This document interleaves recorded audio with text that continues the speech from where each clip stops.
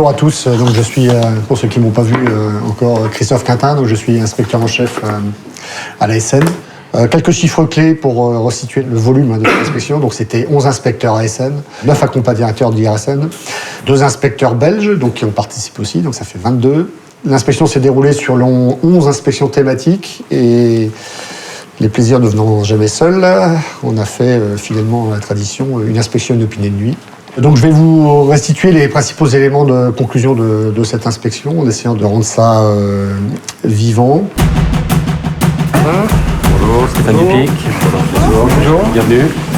Bonjour. Bonjour.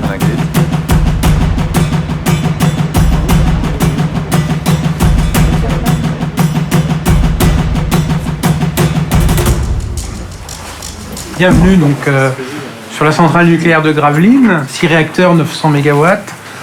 Les premiers réacteurs ont été couplés en 1980.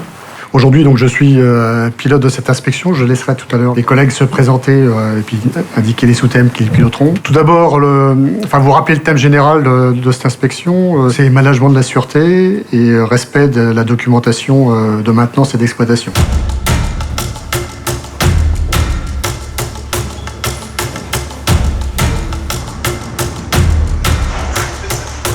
Bonjour.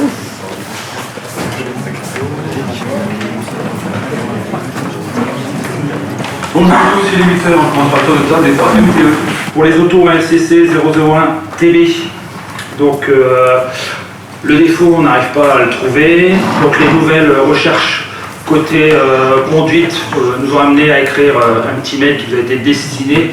Donc on a besoin d'assistance sur cette analyse pour pouvoir continuer à trouver cet isolement sur LCC. Et là, vous êtes que sur le chiffre. C'est pas ce qui est écrit dans les procédures. Quand nous, on les a lus, on avait vu autre chose. Excusez-nous pour le retard dans la mise en route. On est en train de débriefer de tout ce qu'on a entendu dans la réunion précédente, c'est pour ça. Je m'attendais à autre chose.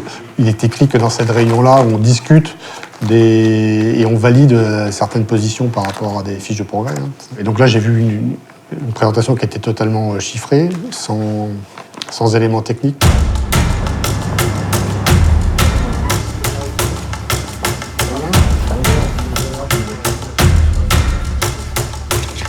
Tous les mois, on fait les relances.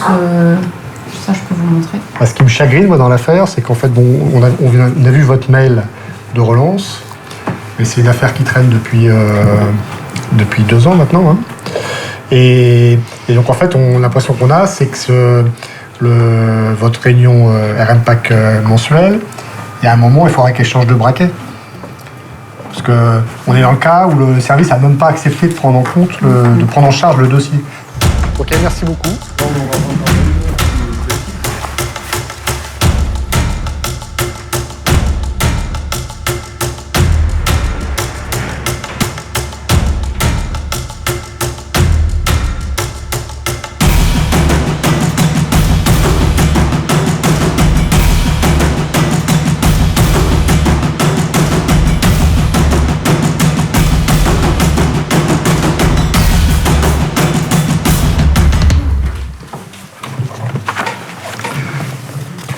Bon, pour le matin...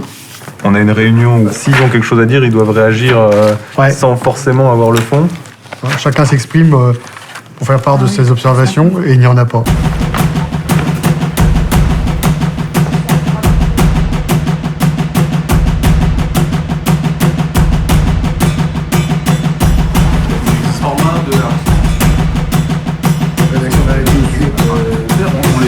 Moi, j'aimerais bien avoir les éléments saillants de ce que vous avez vu. Je commence par moi, peut-être.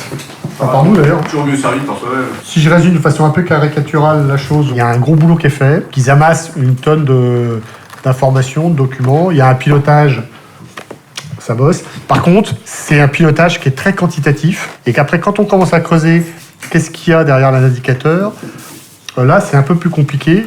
Ensuite, on a examiné tout ce qui est IGPEC, les noyaux de cohérence conduite. Donc là-dessus, ça a été un peu laborieux. Quand même. Ça a été un peu compliqué, on a eu du mal à se comprendre et notamment, enfin, on a compris pourquoi. C'est qu'ils n'ont pas aujourd'hui de cartographie de compétences qui est réalisée côté service conduite. Donc globalement, ils mettent quand même des choses dans le pack, c'est-à-dire qu'ils utilisent l'outil. Par contre, en termes de suivi de tendance, ils n'en font rien. On se retrouve à l'entrée des RX là.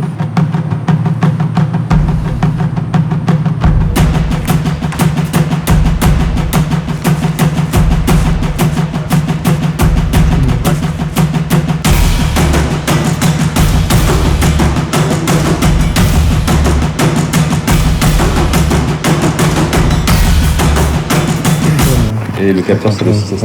Il y a deux. Ça peut être une température haute générée par le 4ST ou une température basse générée par le 6ST. Là, en l'occurrence, on n'a que la température basse qui est attaquée. C'est les essais qui sont intéressés, quoi. Ouais. Je suis sûr, à mon avis, ils s'en foutent. C'est la SN qui a demandé, donc c'est forcément important. Mais en fait, ils ont créé un sorte de repère, on voit un vol fictif avec un libellé, par contre, qui explicite bien ce qui est demandé. D'accord. Ça, c'est mal fait. Je t'aurais fait la remarque. C'est intéressant. On va voir comment biper. Ouais, on va passer juste. Dans l'ambiance. Ouais.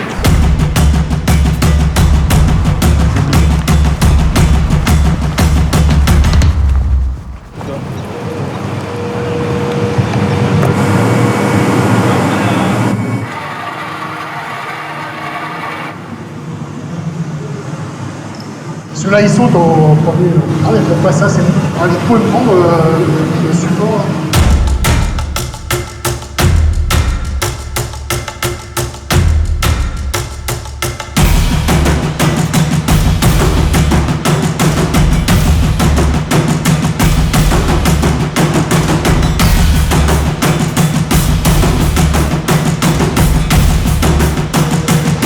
Qu'est-ce que tu penses aux platines d'ancrage? Je pense que les deux phénomènes sont liés. Hein, on trouve des traces de corrosion jusque-là. Là, c'est encore la platine. Hein. D'accord ici. L'état général, il est surprenant, quoi, de premier abord. En fait, il y a des corrosions qui sont vraiment actives, avancées, et ça n'a pas l'air de les choquer. Et moi, ça m'étonne que ça les choque pas. Enfin, voilà. Si ça casse, la tuyauterie sec, elle casse, et ça vient inonder les galeries tout de suite, quoi.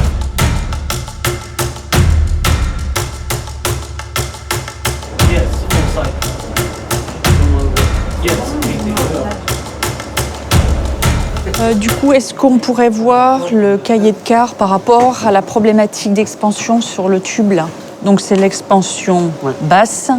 Voilà, à la position 2 à la place de la 1. Donc vous avez commencé à expanser celle du bas au lieu de celle du haut, c'est ça? C'est là qui est écrit voyant, Sam, quels sont on fait, on met tout et on envoie ça.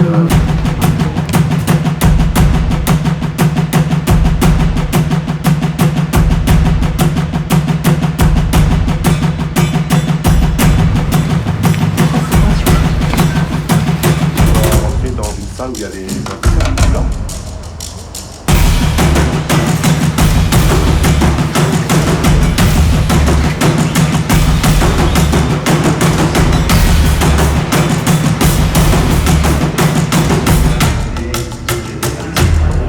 Non, c'est parce que la porte elle était en manutention, donc les déchets pouvaient plus être évacués, donc on a dû les garder pendant un moment. C'est ce que... Depuis combien de temps la porte est refaite?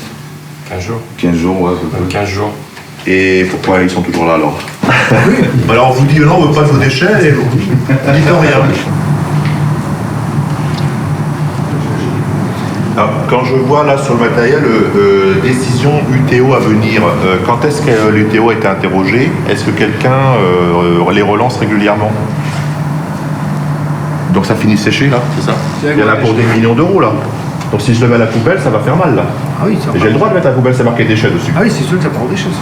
On est tombé sur 4 aires grillagées qui sont prêtées à des métiers au sous-sol de la laverie. Donc j'aurais dit vérifier au rapport de sûreté que les locaux d'entreposage sont dans la démonstration de sûreté. Ils y sont pas. Donc aujourd'hui, au niveau point fort, concernant l'intervention de manchonnage, j'avais déjà fait une inspection l'année dernière, donc j'avais des choses un peu particulières à revoir, notamment le programme de surveillance. Donc cette année, il était bien documenté, bien justifié. Maintenant, point faible. On est allé voir donc le stockage des GV de remplacement pour la 5. On a noté 2 égratignures du vernis pelable. Alors c'est gros comme l'ongle, mais on voit que y a plus de vernis. Et donc ça, ils nous ont dit « Ah bah oui, on l'a vu il y a un mois, mais bon, c'est pas tracé. » C'est corrodé, hein. Tout il est là-dedans. Hein. Ils ne contrôlent pas l'hygrométrie du bâtiment. Et puis, après, il y a du vernis pelable. Si ça commence à gagner sur le vernis, moi je sais pas ce que ça va donner sur le revêtement. Donc, après, ils ont une procédure à respecter. Vernis, ils y vont. Hein. On applique la règle. Ouais.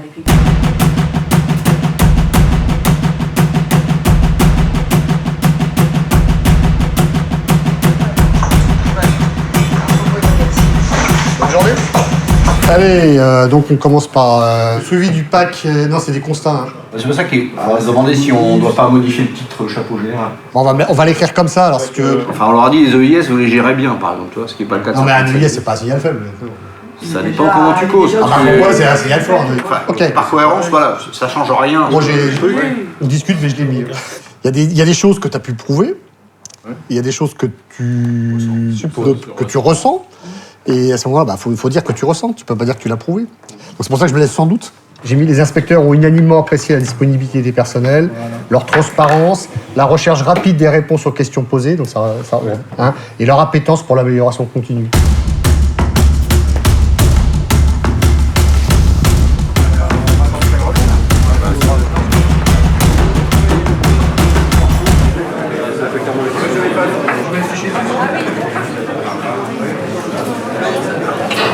Bonjour à tous, donc je suis, pour ceux qui ne m'ont pas vu encore, Christophe Quintin, donc je suis inspecteur en chef à l'ASN. Globalement, notre impression est positive. On a été très impressionnés par la compétence des agents du site. Donc on a vu que le site avait plein d'idées pour améliorer ses pratiques.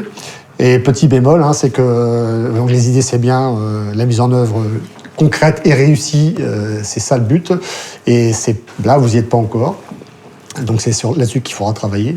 Et ce qu'on a noté, c'est que l'état des installations, parfois est très bien, parfois est sous l'attendu, fortement sous l'attendu, sur la station de pompage en particulier. Donc là, c'est un effort collectif des agents et des prestataires d'ailleurs. Donc voilà l'appréciation globale. Si vous avez des questions, il nous reste quelques minutes. Merci.